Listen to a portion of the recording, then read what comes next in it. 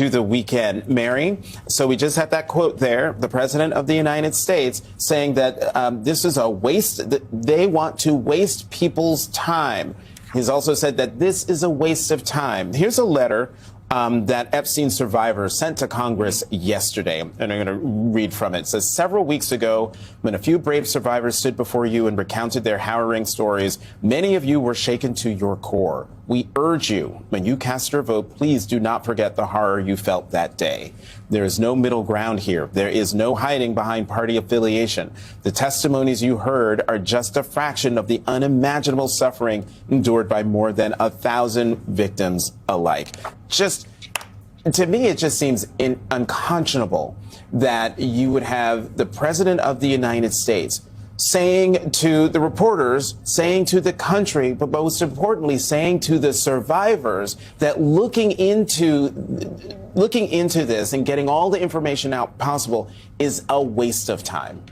I think that point is so important because, you know, whether these files are used by one side or the other as sort of a political fodder, a political football, what's important here is that the victims want these files released, right? Because early on in this, I was worried that maybe they would not, right? That some of them wouldn't want these very, very personal details about the trauma. Exactly, because having prosecuted sex offenses in my past life, you know, I know how traumatizing, lifelong traumatizing that can be. But these are the victims coming forward and the survivors and saying, we want this full accountability. So their voices resonate with me louder than any others. And to the direction to the Department of Justice, you know, we have now seen there's not even a facade of even-handedness now in the way this president tells his attorney general what to do and how she responds. And I do want to remind people, and I don't want to get ahead of where you all are, but I looked back to July and what the attorney general said about these files, because when it comes to Donald Trump now directing an investigation,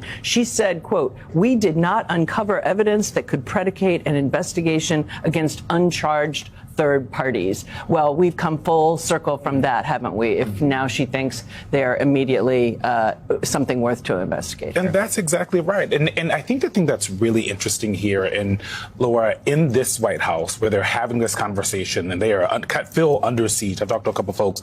The thing that they know, and when you talk to voters, and the reason this isn't going anywhere, other than the survivors standing out there and putting their necks on the line, is that voters may not understand the ins and outs of every policy prescription.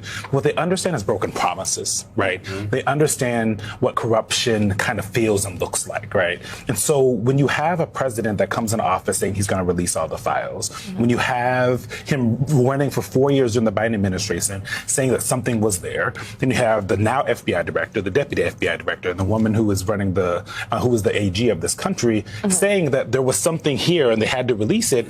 They kind of got everyone on the right excited that something was going to be here. They just thought it was going to be our Republicans. How are they handling this in the White House? I mean, well, they've done a complete 180, as you just laid out. Look, the White House officials told us this week that essentially they know that it's a losing battle when it comes to the vote next week, that they expect it to potentially, to pass the House. Now, what happens in the Senate is we aren't totally sure yet right now, but whether or not it's even going to get a vote. That being said, I think there's a split between how aides view it and how the president views it, because aides view it as a losing battle. But the president throughout the week clearly felt like he wanted to be out there and to hammer Republicans on it and to try to pressure them. Now, he did that through his True Social post. He did that by bringing Lauren Boebert to the Situation Room, which you cannot bring phones into, and to try to get her to take her name off of the discharge petition. So he did engage in a very last-minute effort to try to change where this vote was headed. That being said, I was talking to a House Republican this week who said, look, I think that the White House at least understands, and those around the president, that this is inevitable, that this is headed in a certain direction, and transparency is the only recourse now. But the president is clearly does not want these released. Despite what he said in the clip that you played, Jonathan, the president's actions don't match up with what he said, right? Because he is continuing to try to block the release of this, to try to deflect and distract in another direction by saying, oh, now let's investigate potential other relationships. So his actions don't match what he was saying to reporters. Democrats, they will say, yeah, investigate the Democrats too. Anyone who had anything to do. Reid Hoffman said, go ahead. Yes, like anyone that had anything to do with Jeffrey Epstein or raping these who were then little girls, investigate them. And Mary, you talk about dropping the facade. I mean, Pam Bondi was a part of this political pressure campaign in the Situation Room to try to convince Lauren Boebert to take her name off that discharge petition. But there's another character that's also dropped the political facade here, which is Todd Blanche, the Deputy Attorney General. He's the one who flew out to Colorado to meet with Ghislaine Maxwell after the fact, after their transcribed interview. She was moved to a lower security prison. He also claims that the White House and the Justice Department did not have any of these materials that were released this week.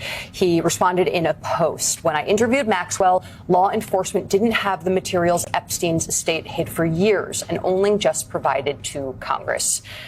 Is this incompetence or obfuscation from the DOJ? Well, you know, I can't disprove or prove whether he had those particular files, the particular texts and emails that we've all been reading this week. But we know they have many, many, many tens of thousands of pages of documents. And I'm sure that those three emails we saw this week are sort of not the only thing that could have been useful. When he interviewed Ghislaine Maxwell, he had a purpose in doing it. And it wasn't to ferret out the truth. And it wasn't to confront her with any of these types of texts or emails. And, you know, on the dropping the facade point, I mean, what we know about this, the relationship between the president and this Department of Justice, is that, you know, whether you get investigated or prosecuted or whether you get pardoned or have your sentence commuted depends on whether you are a friend or a foe. What did Jeffrey Epstein mean in his emails when he said you knew about the girls? I know nothing about that. They would have announced that a long time ago. It's really, what did he mean when he spent all the time with Bill Clinton, with the president of Harvard, who you know, who that is, Summers, Larry Summers, whatever his name is, and all of the other people that he spent time with. Jeffrey Epstein and I had a very bad relationship for many years, but he also saw a strike because I was president. So he dictated a couple of memos to himself. Give me a break. So do you think that this investigation of Democrats is really just a workaround from President Trump to stop the information from going forward? I mean, look, it might be. I think at the end of the day, obviously Donald Trump is panicked. He has the power to release the files right now, today. He campaigned on releasing the Epstein files. So did the vice president.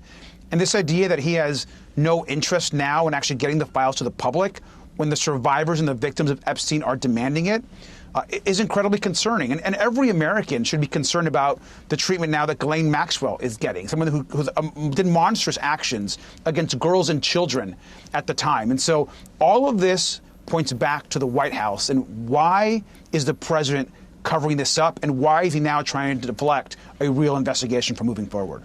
Can you talk about what's happening behind the scenes with Republicans right now? It seems like there's just like an avalanche of Republicans who are coming out in favor of releasing the files.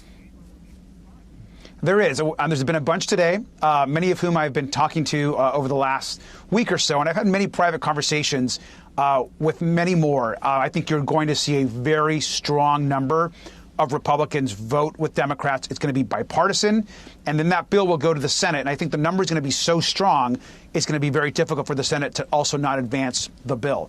Look, all of this could end today if Donald Trump just went back to his campaign promise and released these files.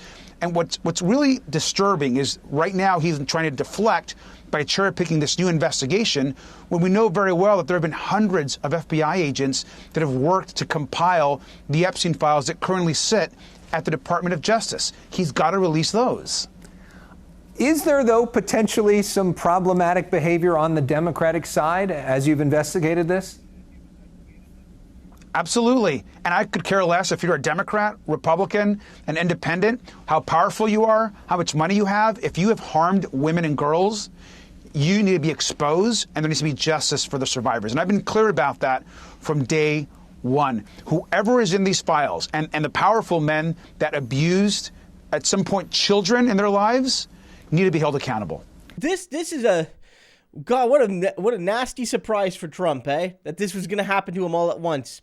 Because his two main tactics have failed on this one. And they've used to work in the past. They've worked in the past, but they've failed here. Tactic one is do whatever I want because MAGA will fall in line. And MAGA so far hasn't fallen in line. And I think Marjorie Taylor Greene is really illustrative. And then also, his plan to sort of scare Democrats by saying, I'll go after Democrats too, used to work in the past. And I honestly think that might have been why some previous Democratic presidents and previous Democratic nominees have been reluctant to talk about this, is because maybe their friends in the Democratic Party were maybe included on the list, maybe their spouses, what have you, right? And so now that you have this new, younger wave of Democrats who aren't loyal to a Democratic president from the 1990s, aren't loyal to some of these billionaires that are, ostensibly like pro-Democrat billionaires. There says, no, let's open up the files, and whoever's in them should face the consequences, whether it's criminal, whether it's financial, whether it's social. They should face the consequences, even if there are some Democrats included. And Trump, that was the whole point of Trump's threat, was to not actually go after those people, but to use those people and say, well, if we can't go after them, we can't go after me. Let's just, call the whole thing off and call a truce, if you will. An elite truce, a truce between the billionaire class wearing blue and the billionaire class wearing red. And thankfully, some Democrats, enough of them, are saying, no, it's time that the billionaire class be held accountable for what they did on that island, allegedly, regardless of the tie they wear. And Trump was not expecting that on this Saturday.